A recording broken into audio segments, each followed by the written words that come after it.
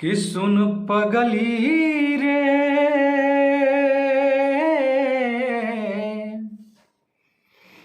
पागल कहेला जमाना।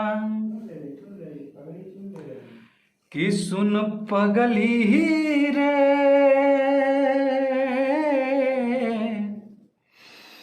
पागल कहेला जमाना।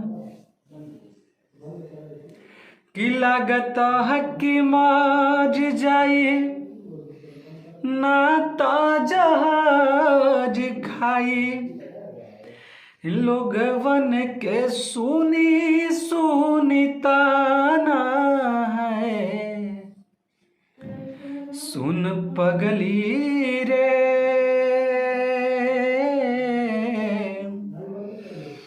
पागल कहेला जमाना। नमस्ते, प्रणाम।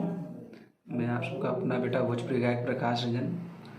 अगर वीडियो अच्छा लगे तो प्लीज़ एक लाइक ज़रूर करिएगा और सब्सक्राइब करना ना भूलिएगा प्रकाश रंजन ऑफिशियल को। धन्यवाद।